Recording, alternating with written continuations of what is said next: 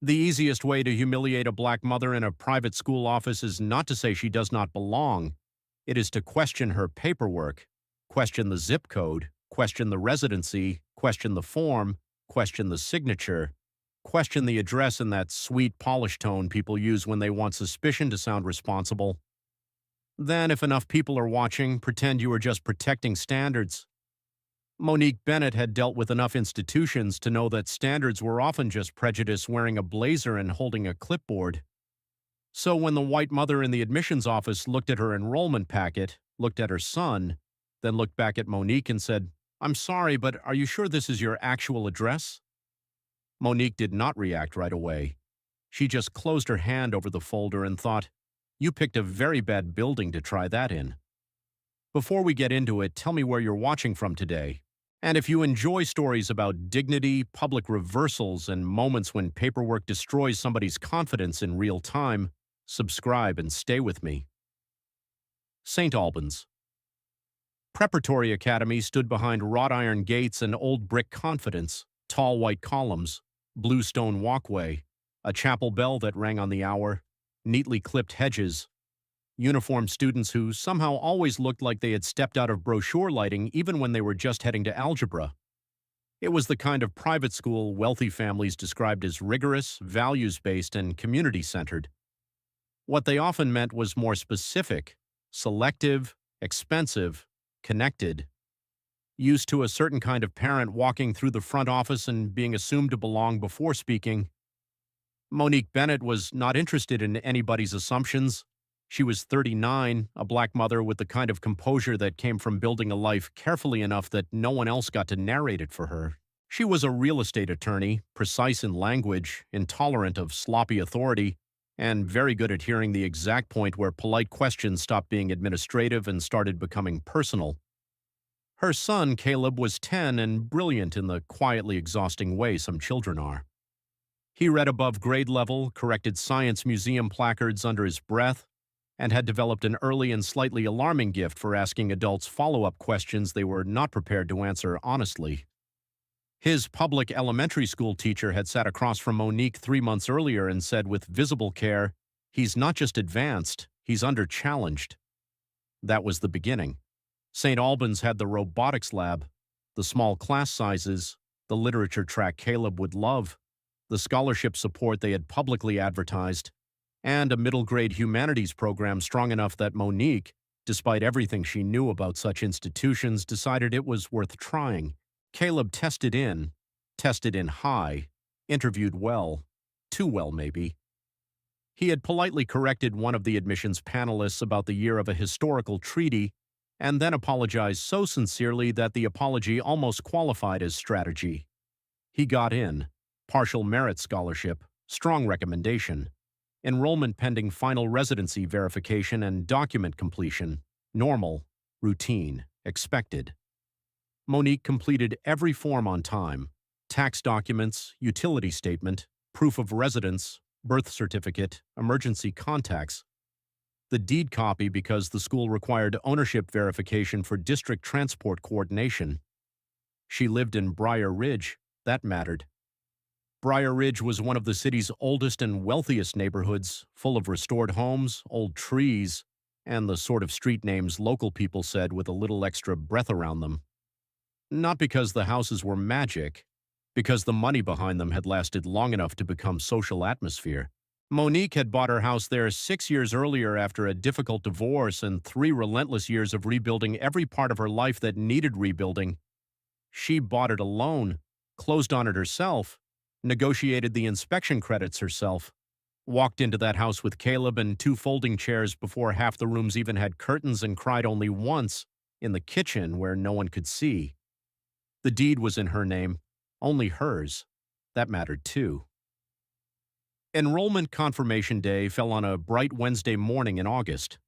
Parents were asked to come to the admissions office for final packet review, ID photos, transportation selection, uniform verification, and account setup. Monique took the morning off. Caleb wore a navy polo and khakis because he wanted to look like somebody who already goes there.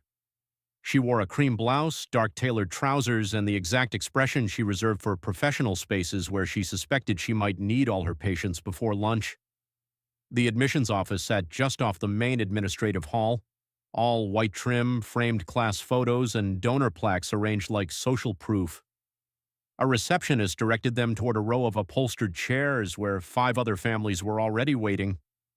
3 white mothers, 1 white father with a watch large enough to suggest either insecurity or finance, and another family half hidden behind a ficus near the tuition office.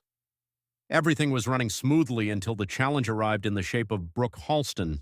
Brooke was white, early 40s, blonde in the expensive way, wearing a linen jacket and carrying herself with the particular authority certain private school mothers develop once they've attended enough board luncheons to confuse access with governance. She was not staff. That was important. She was worse in some ways. She was a parent volunteer, admissions ambassador, welcome committee, the kind of role schools invent to make established families feel helpful while allowing them to police culture without the legal obligations of actual administrators.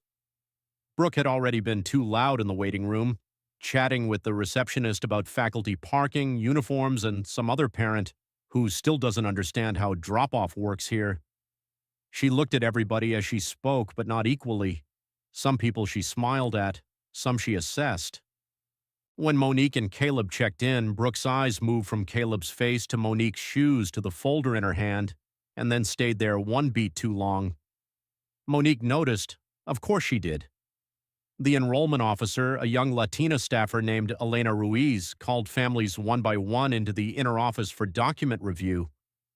Things were moving normally enough until a phone rang somewhere in the back and Elena got pulled away for a signature issue with another file. That left the front desk occupied by the receptionist and Brooke Halston standing beside it like someone who had mistaken being nearby for being necessary. Monique stepped up when Eleanor returned halfway and said, "I think we're next." Brooke glanced at the top page in Monique's packet. Then came the sentence. "I'm sorry, but are you sure this is your actual address?" The waiting room changed immediately, not into chaos, into attention, because no matter how soft the voice, a question like that lands hard when it is asked in front of witnesses and directed only one way. Monique looked at her. "My actual address." Brooke smiled. Tiny, pleasant on paper, poisonous in context. "Yes, Briar Ridge?" There it was. Not confusion over handwriting, not missing documentation. Briar Ridge. As if the neighborhood itself were the unbelievable part. As if a black mother standing in front of her with a scholarship packet and a child in neat clothes had somehow attached herself to the wrong zip code by ambition alone. Monique kept her tone perfectly even. "Yes."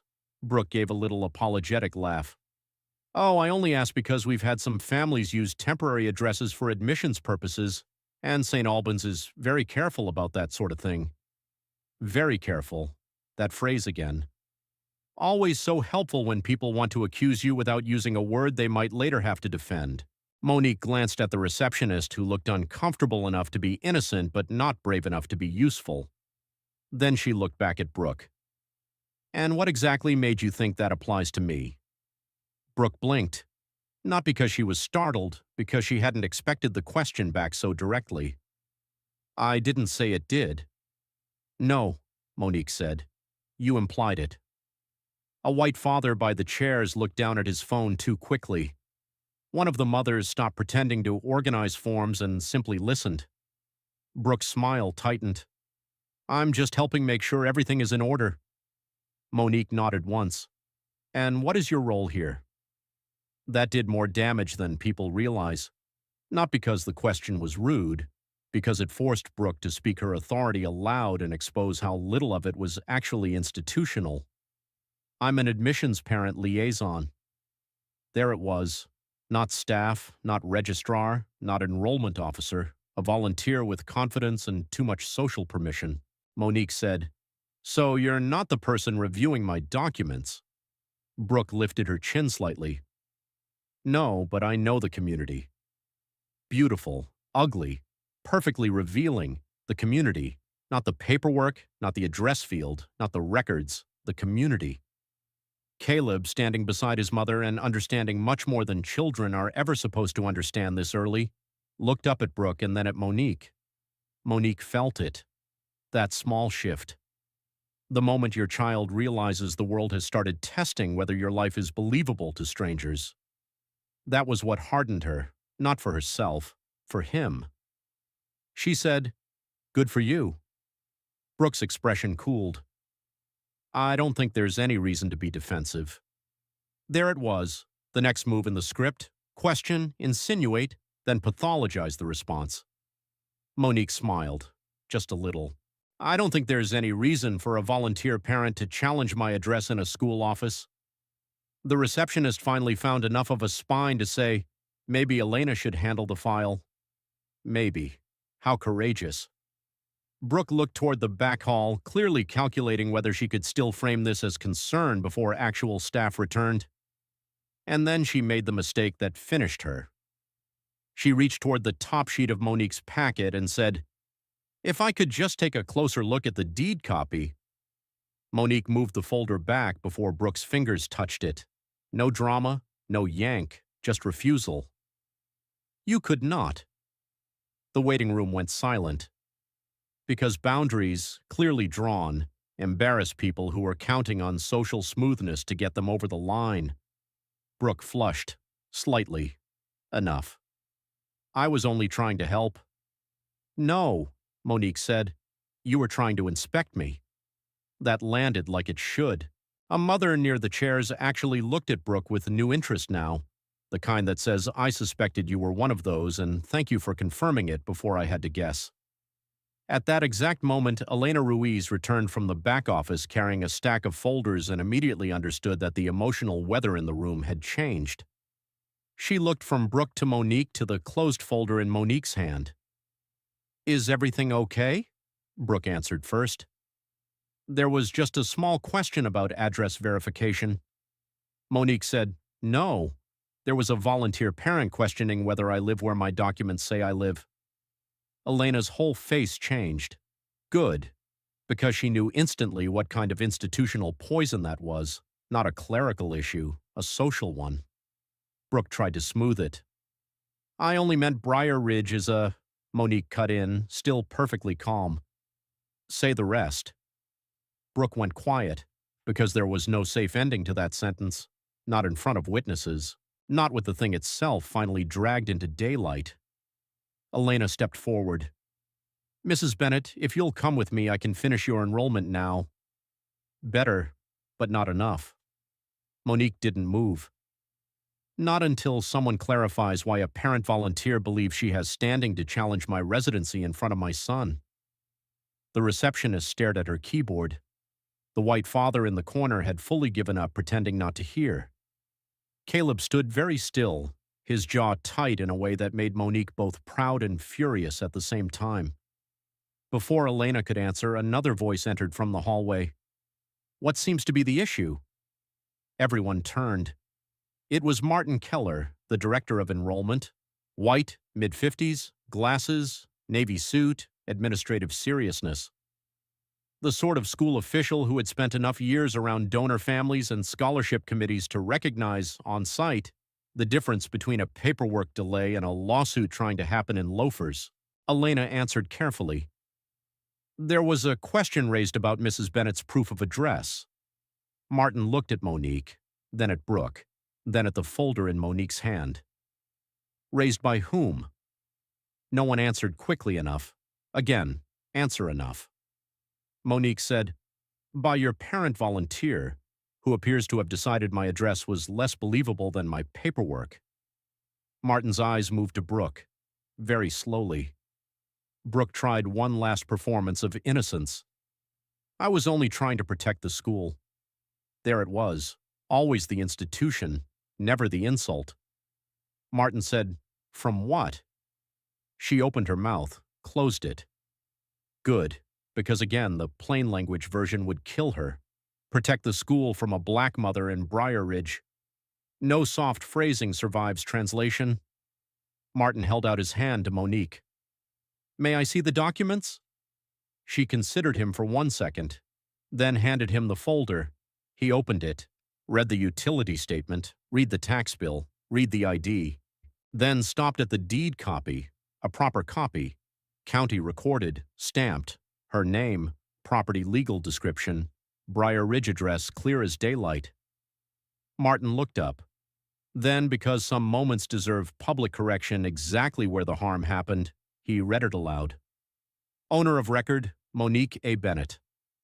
The room stayed silent. He continued. Property address, 18 Hawthorne Lane, Briar Ridge. Then he closed the folder and looked at Brooke. The deed is not ambiguous. That should have been enough. It wasn't. Because the real damage had not been about ambiguity, it had been about audacity. Monique said, No, it wasn't. Martin understood. Good for him. He turned to Brooke and asked, Why exactly did you think this document required your intervention? Brooke flushed harder now. I just thought, Yes, Martin said. I know.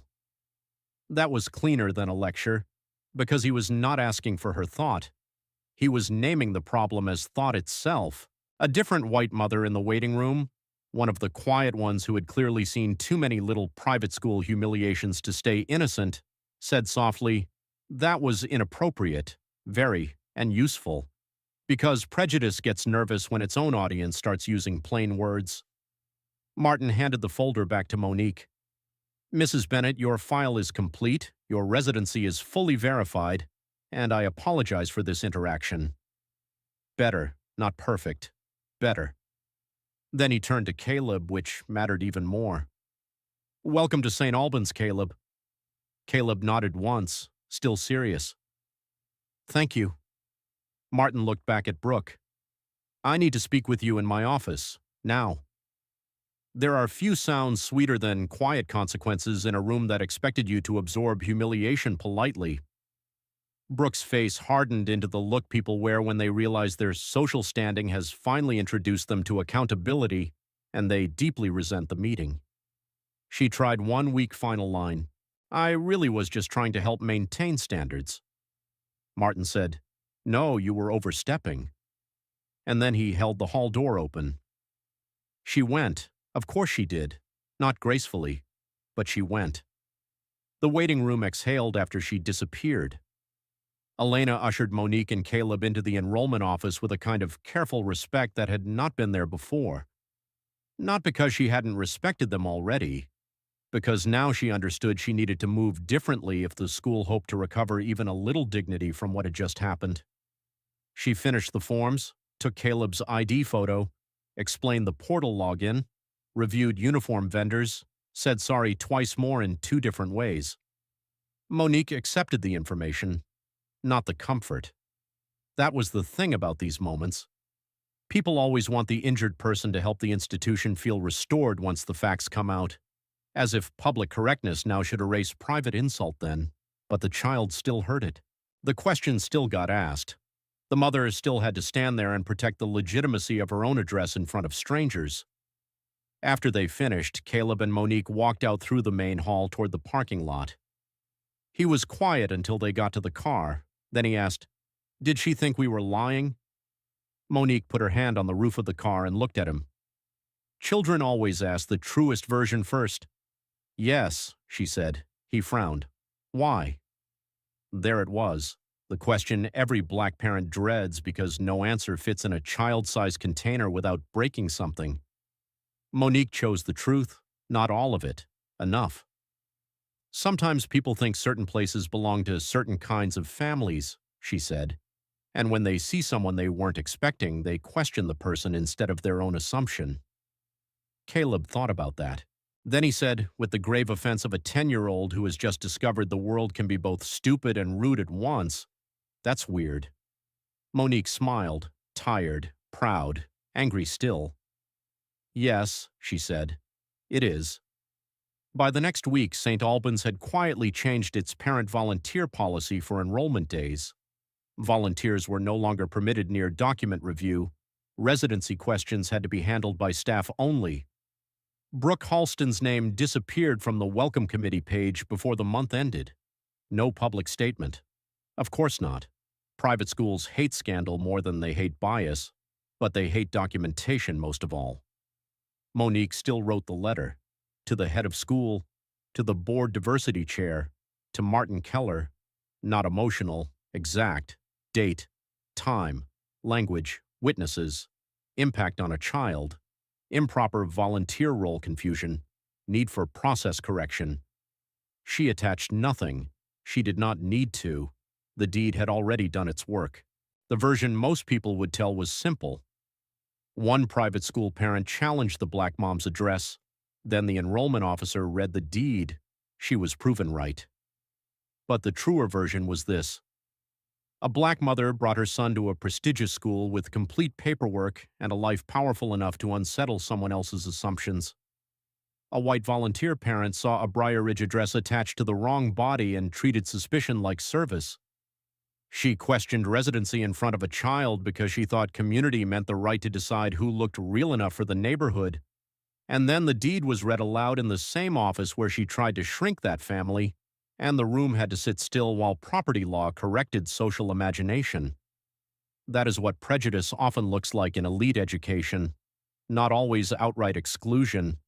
Sometimes just gatekeeping with a smile, a residency question, a tone of concern. A volunteer with too much confidence deciding a black mother's address requires extra proof before it can be believed, until the deed gets read aloud. And then suddenly the only thing out of place in the room is the question itself. If this story moved you, like the video, subscribe, and stay close. There are more stories like this one waiting.